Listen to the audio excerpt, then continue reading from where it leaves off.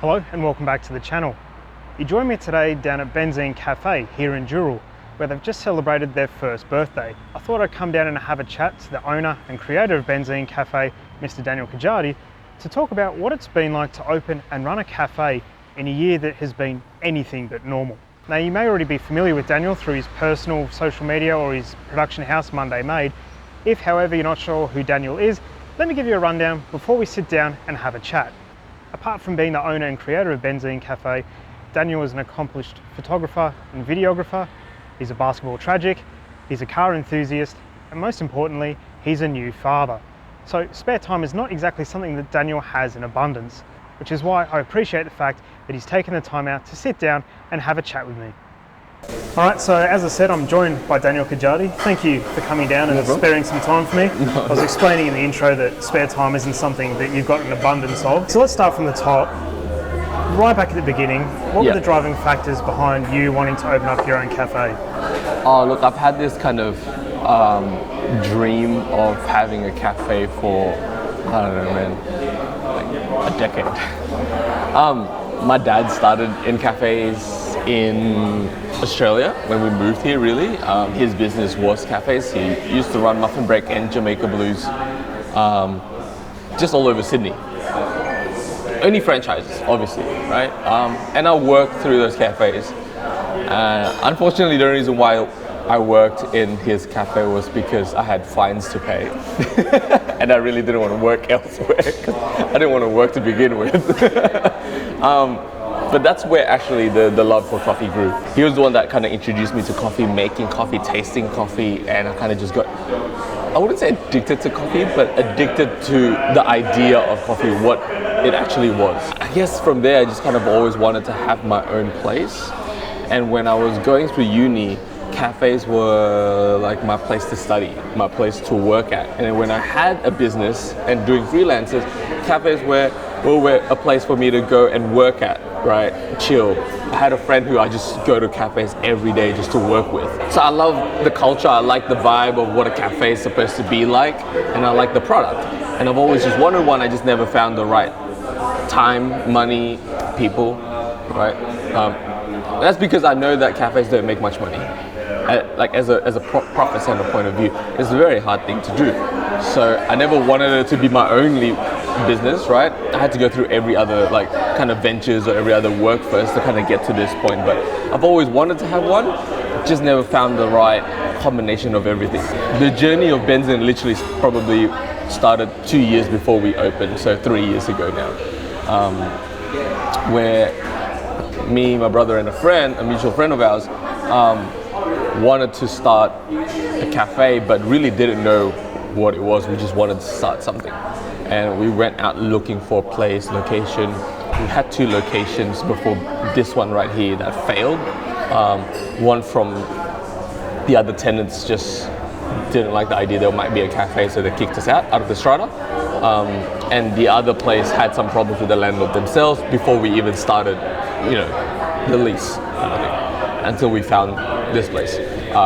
So even the journey of Benzin itself, after we knew it was going to be Benzin, was a bit of a long one. It wasn't just kind of like, decided to open a cafe, let's do it kind of thing. But yeah. And I guess keeping all that in mind, you've been open a year now, as I mentioned. How has it been compared to what you were expecting? How's this year panned out? Has it sort of been what you were expecting, having your own cafe, or is it completely different? Completely different, I guess. But yeah, any business you start, you've got capital, you've got investment. I'm guessing the first 1.5 years to 2 years, really, for a lot of businesses, is the time to make your money back. It's like the capital return, right? We can't have that with COVID, really, because we had 3 months of us opening, and we had 3 months of opening during December. So it was already a bad time to open, but we wanted to open anyway. So we had a slow first 3 months. As soon as we started picking up around about February, and that just happened to be the last car meet we had before COVID, right? And it was a big car meet, and we were really confident. We're like, hell yeah, this is gonna be good, right? Literally a week after, we were on a high, a week after COVID hit Australia, and we're like, are you serious?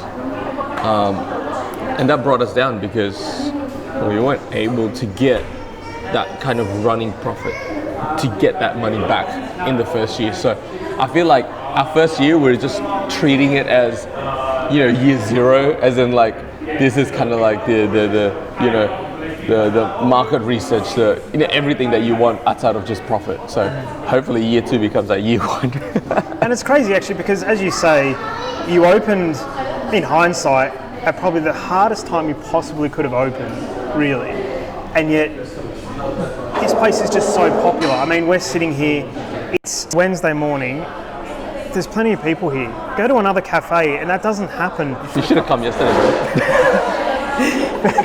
Oh, there you go. Look, I should just come every day, obviously. But what I mean is that whenever I've come here, the variety of people that are here, the variety of cars, which we'll get to in a minute, is just amazing. And that must make you feel happy that in such a short space of time, you've become such a popular destination for people. Were you expecting that? No, I mean, I always said to my business partners earlier on, we're like, I think we underestimated the potential of the brand. It's like we decided to treat this COVID year as everything but sales, as in like market research, getting to know our regular customers, and also furthering the brand, whatever the cost may be. Now, we don't want to be on a minus, but we're not so focused on the positive. It's just kind of like, all right, if year two is going to be really, really, really good for us, I want that really, really good for us with the best team, you know, the perfect team, and for the brand to be where it's at. Everyone should know by then what Benzine's about, kind of thing. So we wanted to just kind of like get on brand really well and worry about the numbers later. What did we expect this whole kind of reception? No way. We wanted to open a cafe for sure. The first two locations, I literally, like the first one, I told my guys, like, you know what, let's make a car themed cafe, but don't make it too overly car themed because I want, you know, the mums to come through. That was our thoughts back then, right? That failed, and they went to the second location, and there was no car park. There was no car spots. It was literally next to the train station, right? So we were like, all right, let's just make a normal cafe, and hopefully, you know, it'll be good, whatever, right? And then that failed, and then we found this space, and I'm like, you know what? I'm sick of this. What if we do something? Let's do something that we're missing. Let's do something we want to do. Let's just full blown car cafe. Put car decoration up. Everything will be about cars. Any little kind of theme will be about cars. We'll have the car park. We'll hold the meets. Let's just do everything. But I was still not sure. I was kind of like, you know how it is, man. Like car community, stigma, ruin car repairs. Very fickle. You know what I mean? Yeah. Being in the community, will the community accept that? Yeah. You know? And it kind of blew us away in terms of like the support from the car community and also the support from the regulars. Yeah. Right? The regulars don't mind, like the locals don't mind that there's a car hub here. They really actually like it. They like to bring their kids here. And for those that don't like it, they know to avoid Sundays. And they're okay with that. You know, they'll go elsewhere on Sundays, but Monday to Saturday they'll come here again, which is awesome, you know? No, but honestly, it blew me away in terms of like what actually happened, kind of thing, yeah. And I mean, speaking of the location, I guess I wanted to touch on that as well, that where you are at the moment is perfect for cars. I mean, you've got an area where you can display cars, you've got a car park, you've got beautiful roads just down the road. Like, it seems very serendipitous to me that when you're talking about where you were looking at having a cafe compared to where you've ended up, as much as I guess it would have been hard at the time, I guess, to have two areas that you say didn't work out, but now you've landed here. It's an awesome, I guess, string of events that have landed you here. Oh yeah. And then you guys have just taken it and run a million miles to make it what it is. No, for sure. It's like, you kind of look back and then you're like, oh wow. All right, cool, right? I don't know if you're religious or not, but like the way I put it down is always like, you know, God has a plan for me, for us, all of us, kind of thing, and works in mysterious ways. And in that sense, like I always have this analogy of like, you know, if a plane was to ever go down in an accident, right? Whoever was late to that flight and not be on that flight, how much complaints would he have gone throughout the way? And only to realize there's a reason why he was late. And that was the same as this. Like, we were honestly so stressed, like throughout the whole thing. And it's also because we burned money, because we had to pay for like council, DAs, and all that kind of stuff for 2 locations to not pan out, and those money don't come back. So yeah, we were stressed. But then we got into this place and we saw the reception and we saw the potential of it, and we're like, yeah, that's fine. You know, happy to pay all that money and that stress. That's fine. We got this. It's cool. Yeah. And then for someone who comes into the cafe like me, for example, obviously I've got no concept of that background. So I come in, I see a cafe that's really nicely fitted out, some cool wheels on the walls, some cool pictures, people who are friendly. I get to have a coffee. I've had a great time. I go home, no stress. What's it like being on the other side of the fence where you do have all those worries? You've had all that stress, that anxiety, all of that weighing on you. Now to see it, I guess, start to blossom even in a horrible year, that's got to make you feel pretty good, yeah? Yeah, no, it made us feel, again, as I said, that's like, you know, we completely underestimated the potential, or underestimated the brand overall, right? Yeah, it gives us a little bit of like confidence for the road ahead. It gives us a little bit more of an aggressive nature in terms of like where to bring the brand, knowing that, you know, a small turn that shouldn't be turned kind of thing, like it's okay, we can go back to that, you know what I mean? Like the brand is strong enough to kind of handle anything, which is the cool part about it. But also at the same time, like honestly, it's the staff. I'm a strong believer of like everything goes down to people. All right, so it's just, for me, where Benzin is now is because of the staff, for sure, right? And that's why it makes me really furious when I like read reviews and it says like my staff is not friendly or my staff is doing this. I'm like, oh my god, like you have no idea what these guys had to go through. What do you mean we're not friendly? I'll bash you. Yeah, like it was not even. It's not even about like, you know, if you review that you don't like the food or the coffee, I'm like, well, cool. Everything's a preference, whatever. If you review about my staff, I'm like, oh man, like you don't know where these guys have been through, right? Like through COVID, my full-timers, my manager and my head chef had to pull, right, the whole cafe by themselves. You have to imagine, like, I can only expense one person at the front and one person at the back, that's it. So he had to run a whole kitchen with a full menu by himself. Manager had to run at the front by himself, right, meaning food, cleaning, coffee, pause, like, right? Like everything open to close. There's no such thing as shifts in it. And on top of that, like the casuals, even though they weren't working, that's the whole idea. Like they weren't working through COVID because we can't get benefits for casual because we haven't been trading for a year. And we told them that. And their response was, that's cool, call us when you guys open back up. So they didn't go elsewhere.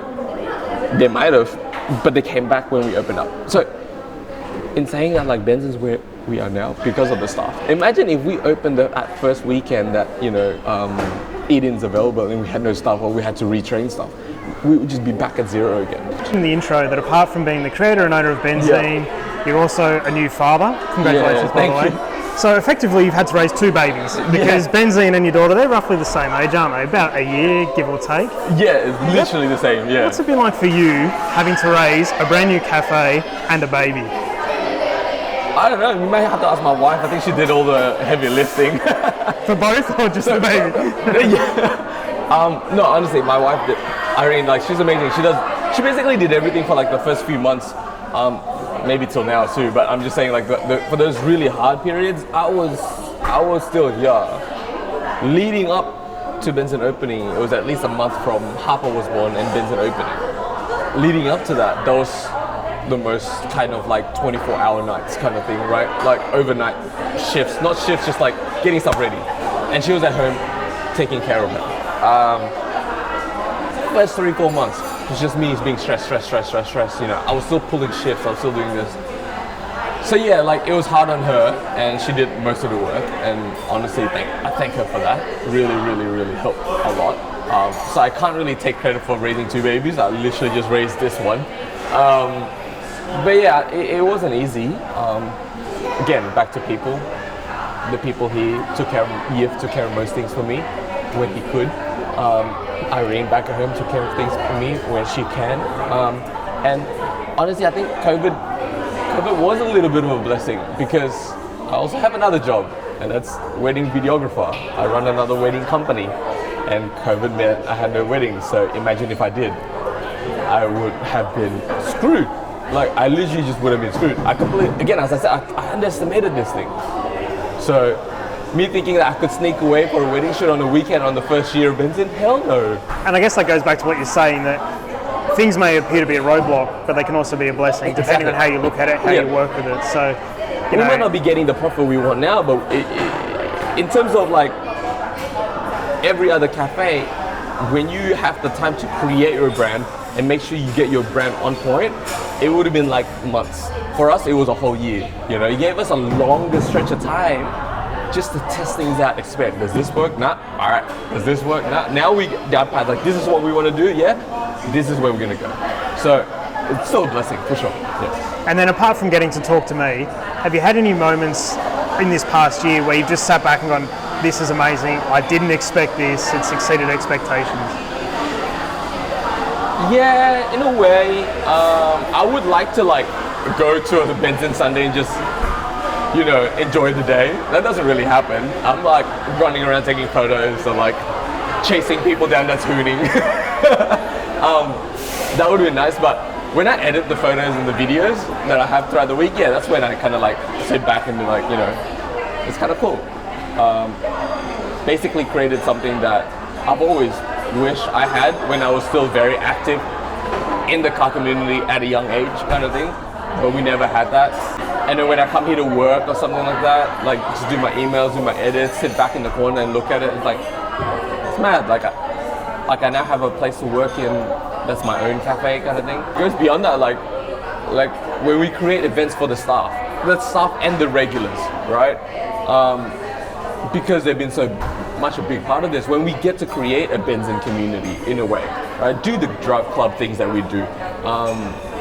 Go out with the staff, like, you know, Korean barbecue or whatever, like that kind of community. That's when I kind of like, oh, this is cool. This is what I've always wanted to do, not just a cafe. Like I wanted to be more than just a cafe. It literally is, you know, create a little community for Benzin, which is kind of cool. And I think that's exactly what you've done, because there's certainly no shortage of cafes around anywhere. I mean, there's a million of them, but the fact that you've been able to make such a point of difference, and I know from personal experience, I've heard of car people from down in Sutherland make this a destination. Now, no offense to Dural, but no one was coming to Dural before, but now it's like, we're coming to Benzin, we're going to come there because we know there's going to be something great to see. It doesn't matter what day you rock up. I know I keep harping on about it, but it's just amazing what you guys have cultivated, and I think that's a real credit to you. Thank you. Thinking back the 2 or 3 years, as you said, when this journey started, if you could meet your younger self and give yourself one piece of advice, you're not going to listen to it because you know what you like, but if you could listen to one piece of advice from yourself, what would you say? It'll be the advice that my wife gives me every day. Stop stressing. Just let it happen. It's pretty good advice. You'll never do. If you're a business person, like if you're ever in business and if you do business, that's the one advice you'll never listen to. You probably should. One advice you'll never listen to, because I feel like if you listen to that advice, that means you don't care enough about the brand. But yes, it is a good advice. Stop stressing, just let it happen, right? That would be the advice. I think a lot of the things that happened along the way that we stressed on or we stressed about, either we stressed about it or we didn't stress about it, the outcome would have been the exact same. Just letting it happen, yeah. I mean, the things that happen at Benzin that we just let happen was probably the best things that happened at Benzin, for sure. Okay. And if you had to pick, I guess, do you have a car that's rocked up that's your absolute favourite? Oh no, don't do that. You're probably going to annoy a few people, so... Don't do that. We'll just pretend it's not the my MX-5 RF, you know, there might be something better like a Lambo or something. I get so many messages, man, and like, I get so many like hinting comments, just saying like, oh, I guess we should have had this car instead to get a photo. Like, I can't take every photo of every car out there, right? It's hot, sometimes it's cold, sometimes it's raining, and sometimes I just don't see it. Like, you know, just walking around. When I do my photo runs, I just run around and just take photos to go back to the cafe kind of thing. So, but once again, what a problem to have. Like, you think to yourself, oh, we'll have some cars come down, I'll probably have so much time to take photos, but as you say, you literally run around. Like, I know myself, I've come here and I'm like, I've had the plan, I'm going to shoot every car that's here. And straight away I get out and go, oh no, I'm not doing that today. Like, you can't. But honestly, my favorite would be Moist Racing 240Z with the Ford block engine. 100%. Like, Beautiful answer. That's fantastic. And no one can get upset at that answer because that's an unreal car. So yeah, I mean, like, we'll leave it there. That's a good unless answer. you open the hood, Yeah. right? It's a red 240Z, done the JDM way, JDM wheels. You'll never know. It's not tarnished in any way. Then you open the hood and you're like, oh shit, it's a hot rod bike. Yeah, pretty much. Yeah. Yeah, but that would be my favorite car, ultimate favorite car that's ever rocked up here, ever. Yeah, Okay, that's pretty sure. good. Yeah. Well, thank you so much for sitting down and having problem, a thank chat. you. As I said, I know that spare time isn't something you have a ton of, That's fine. but I know for me personally, watching how the cafe's gone in the past year has been remarkable, and I admire the fact that you had the stones to go, I'm going to go and do this. You did it. You've had what could have been probably the hardest year in record to do it.